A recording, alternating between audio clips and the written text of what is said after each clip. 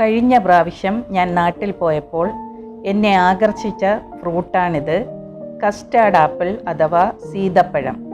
Kilo 150 രൂപ. Fruits കടയിൽ നിരത്തി വെച്ചിരുന്ന സീതപ്പഴം കണ്ടപ്പോൾ കൊതി വന്നുപോയി. കാണുന്നിടത്ത് നിന്നൊക്കെ ഞാനിത് വാങ്ങിക്കഴിച്ചു.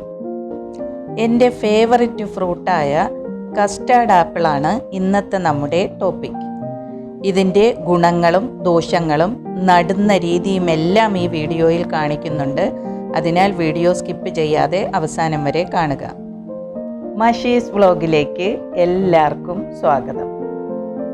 കസ്റ്റാർഡ് ആപ്പിളിനെ കേരളത്തിൽ പലയിടത്തും പല പേരുകളിലാണ് അറിയപ്പെടുന്നത്. സീതപ്പഴം, ഷുഗർ ആപ്പിൾ, അങ്ങനെ പല പേരുകൾ. നിങ്ങളുടെ നാട്ടിൽ എന്താണ് പറയുന്നതെന്ന് താഴെ കമൻ്റായി രേഖപ്പെടുത്തുക. നമുക്കാദ്യം ഈ ഫ്രൂട്ട് എങ്ങനെയെല്ലാം ഉപയോഗിക്കാമെന്ന് നോക്കാം. നമ്മുടെ നാട്ടിലിത് സുലഭമായിട്ടുള്ളത് കൊണ്ട് ഒരുവിധം എല്ലാവർക്കും സീതപ്പഴം കഴിക്കുന്നത് എങ്ങനെയെന്നറിയാം. ഇതെൻ്റെ മരത്തിലുണ്ടായ നാടൻ ഇനമാണ്. ഇതിൻ്റെ തൊലി കളഞ്ഞിട്ട് ഇത് മുറിച്ച് ഇതിൻ്റെ പൾപ്പ് നമ്മൾ കഴിക്കും. കുരു തുപ്പിക്കളയുകയാണ് ചെയ്യുന്നത്. ഈ കുരുവാണ് പിന്നീട് മുളപ്പിച്ച് തൈകൾ ഉണ്ടാകുന്നത്. അത് ഞാൻ പിന്നീട് കാണിക്കാം. ഈ ഫ്രൂട്ട്സ് ഒരുപാടുണ്ടെങ്കിൽ പഴുക്കുന്നത് നമുക്ക് ഫ്രിഡ്ജിൽ സൂക്ഷിക്കാവുന്നതാണ്. 3 ദിവസം വരെയൊക്കെ കേടാകാതിരിക്കും. ഇത് തണുപ്പോടുകൂടി എടുത്ത് കഴിക്കുമ്പോൾ സൂപ്പർ ടേസ്റ്റാണ്. അതുപോലെ തന്നെ ഇതിൻ്റെ പൾപ്പ് സെപ്പറേറ്റ് ചെയ്തിട്ട് ഫ്രീസറിൽ സൂക്ഷിച്ചാൽ കാലങ്ങളോളം ഇരിക്കും. ആ പൾപ്പ് എടുത്ത് ഐസ്ക്രീം ഉണ്ടാക്കാം, പുഡിംഗ് ഉണ്ടാക്കാം, മിൽക്ക് ഷേക്ക് ഉണ്ടാക്കാം. അങ്ങനെ നമ്മുടെ ആവശ്യത്തിന് എടുക്കാവുന്നതാണ്. ഇതിൻ്റെ വിത്ത് പാകി മുളപ്പിച്ചാണ് തൈ ഉണ്ടാക്കുന്നത്. കട്ടിങ് വെച്ച് മുളപ്പിക്കാമെന്ന് പറയുന്നുണ്ട്. പക്ഷേ ഞാൻ ഇതുവരെ അങ്ങനെ വളർത്തിയിട്ടില്ല. സത്യം പറഞ്ഞാൽ എൻ്റെ ഓർമ്മ വെച്ച നാൾ മുതൽ ഈ പഴച്ചെടി എൻ്റെ വീട്ടിലുണ്ട്. ഞങ്ങളിതിനെ ആത്തിക്ക എന്നാണ് വിളിക്കുന്നത്. ഞങ്ങളുടെ വീട്ടിൽ ഇതാരും വിത്ത് പാകി മുളപ്പിക്കുന്നത് ഞാൻ കണ്ടിട്ടില്ല. ഈ ചെടി തനിയെ വളർന്നു വന്ന് പഴം പിടിക്കുന്നതാണ് കണ്ടിട്ടുള്ളത്. ഇത് വിളയുമ്പോൾ ഇതിൽ ഒരു ക്രീമി ലൈൻ ഉണ്ടാകും. ആ സമയത്ത് ഇത് പറിച്ചെടുക്കും. എന്നിട്ട് പേപ്പറിൽ പൊതിഞ്ഞു വെക്കുകയോ ചെറിയ ചാക്കുകളിൽ കെട്ടി വെക്കുകയോ ചെയ്യും. 2-3 ദിവസം കഴിയുമ്പോൾ നന്നായിട്ട് പഴുത്ത് കിട്ടും. അത് കഴിച്ചിട്ട് അതിൻ്റെ വിത്ത് പറമ്പിൽ ഓപ്പൺ സ്പേസിൽ എവിടെയെങ്കിലും വിതറുകയാണ് ചെയ്യുന്നത്. അവിടെ കിടന്നാണിത് തനിയെ മുളച്ചു വരുന്നത്.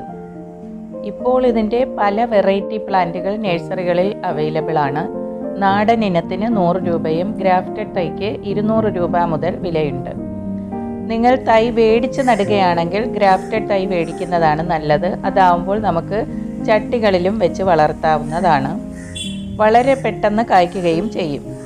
ചെടി നട്ട് കഴിഞ്ഞ് 3-ാം വർഷം മുതൽ ഫലം തരുന്ന ഒരു ചെടിയാണ് കസ്റ്റാർഡ് ആപ്പിൾ പ്ലാന്റ്.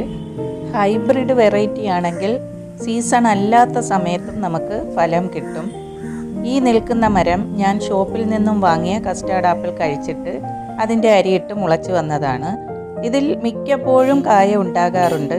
അതിനുവേണ്ടി ഞാൻ ചെയ്തത് ഇത് നല്ല വെയിലത്ത് വെച്ചിട്ട് ഡെയിലി വെള്ളമൊഴിച്ചു കൊടുക്കും. അങ്ങനെ ചെയ്താൽ എപ്പോഴും ഫലമുണ്ടാകാറുണ്ട്. ഇനി കസ്റ്റാർഡ് ആപ്പിളിൻ്റെ വിത്ത് പാകുന്നത് കാണിക്കാം. ഇതാണ് സീതപ്പഴത്തിൻ്റെ വിത്തുകൾ. ഇതിൽ നിന്നും കുറച്ച് വിത്തുകൾ ഞാൻ ഈ പോട്ടിൽ നടുകയാണ്. സാധാരണ വിത്തുകൾ പാകുന്നത് പോലെ തന്നെയാണ് ചെയ്യുന്നത്. ഇതിന് പ്രത്യേകിച്ച് ഒരു വളവും വേണ്ട. നമ്മുടെ വീടുകളിലെ നോർമൽ മണ്ണ് മാത്രം മതി ഇതിന്.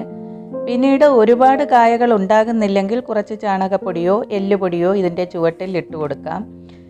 ഇത് മുളയ്ക്കാൻ 3 ആഴ്ചയൊക്കെ എടുക്കാറുണ്ട്. എളുപ്പത്തിൽ മുളയ്ക്കണമെങ്കിൽ ഈ വിത്തുകൾ ടിഷ്യൂ പേപ്പർ നനച്ചിട്ട് അതിൽ പൊതിഞ്ഞു വെച്ചാൽ 1 ആഴ്ച കൊണ്ട് മുള വരും. പിന്നീട് അതെടുത്ത് മണ്ണിൽ പാകിയാൽ മതി. ബാക്കിയുള്ള അരികൾ ഞാൻ എൻ്റെ മതിലിനോട് ചേർന്നുള്ള ഓപ്പൺ സ്പേസിൽ വിതറിയിട്ടുണ്ട്.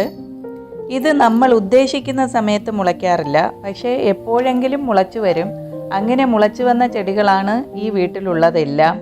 ഇത് മുളച്ചു കഴിഞ്ഞ് 3 വർഷമൊക്കെ ആകുമ്പോൾ പൂവിട്ടു തുടങ്ങും. നാടൻ ഇനങ്ങൾ സീസണിൽ മാത്രമേ പിടിക്കുകയുള്ളൂ. എന്നാൽ ഇപ്പോൾ ഷോപ്പിൽ നിന്നും വാങ്ങുന്ന കസ്റ്റാർഡ് ആപ്പിളിൻ്റെ അരി വീണ് കിളിർത്തതിൽ എപ്പോഴും കായുണ്ടാകാറുണ്ട്. ഇതാണ് ഇതിൻ്റെ പൂവ്. ആൺപൂവും പെൺപൂവും ഒരു മരത്തിൽ തന്നെ ഉണ്ടാകുന്നത് കൊണ്ട് ഒരു മരം മാത്രം മതി ഫലമുണ്ടാകാൻ. ഒരുപാട് പഴങ്ങൾ ഉണ്ടാകുന്നില്ലെങ്കിലോ ഈ ഫ്രൂട്ട്സിന് ഷേപ്പ് ഇല്ലാതാവുകയോ ചെയ്താൽ കൃത്രിമ പരാഗണം നടത്തുന്നത് നല്ലതാണ്.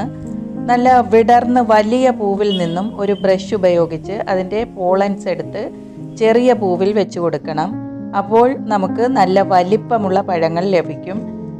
പിന്നെ പഴങ്ങൾ ഉണ്ടായി കഴിയുമ്പോൾ പ്രൂൺ ചെയ്ത് കൊടുക്കുന്നത് നല്ലതാണ്. പ്രൂൺ ചെയ്തിട്ട് നന്നായി നനച്ചു കൊടുക്കുമ്പോൾ വീണ്ടും പ്രൂൺ ചെയ്ത ഭാഗത്ത് നിന്നും തളിരുകൾ വരുന്നത് പൂവോടുകൂടി ആയിരിക്കും. പോഷകങ്ങളുടെ ഒരു കലവറ തന്നെയാണ് സീതപ്പഴം. നല്ല മധുരമുള്ള ഒരു ഫ്രൂട്ട് ആയതുകൊണ്ട് കുട്ടികൾക്കും മുതിർന്നവർക്കും ഒരുപോലെ ഇഷ്ടമുള്ള ഒരു പഴമാണിത്. അതുപോലെ തന്നെ ഡയബറ്റിക് ഉള്ളവർക്കും ഇത് കഴിക്കാം. കസ്റ്റാർഡ് ആപ്പിളിന് പ്രത്യേകിച്ച് ഒരു ദോഷവും പറയുന്നില്ല. ഒരു ഡിസഡ്വാൻറ്റേജ് പറയുന്നത് ഇത് അധികം കഴിച്ചാൽ ചിലർക്ക് ഡൈജഷൻ പ്രോബ്ലം ഉണ്ടാകാറുണ്ട്. അതുപോലെ തന്നെ അലർജി ഉള്ളവർക്ക് സ്കിന്നിൽ ചെറിയ റാഷസുകൾ ഉണ്ടാകാനും സാധ്യതയുണ്ട്. അത് ഓവറായിട്ട് കഴിച്ചാൽ മാത്രമാണ് ഉണ്ടാകുന്നത്. എന്തും അധികമായാൽ വിഷമാണെന്നാണല്ലോ പറയുന്നത്. എന്തായാലും നിങ്ങൾക്ക് പറ്റുമെങ്കിൽ ഗുണങ്ങളേറെയുള്ള ഒരു സീതപ്പഴത്തിൻ്റെ ചെടി വീട്ടിൽ വളർത്തുന്നത് നല്ലതാണ്. ഒന്ന് നട്ടു വളർത്താൻ ശ്രദ്ധിക്കുക. നിങ്ങൾക്ക് ഈ വീഡിയോ ഇഷ്ടമായെങ്കിൽ ലൈക്ക് ചെയ്യുക. ഒപ്പം ചാനൽ സബ്സ്ക്രൈബ് ചെയ്യാൻ മറക്കരുത്. Thanks for watching my video.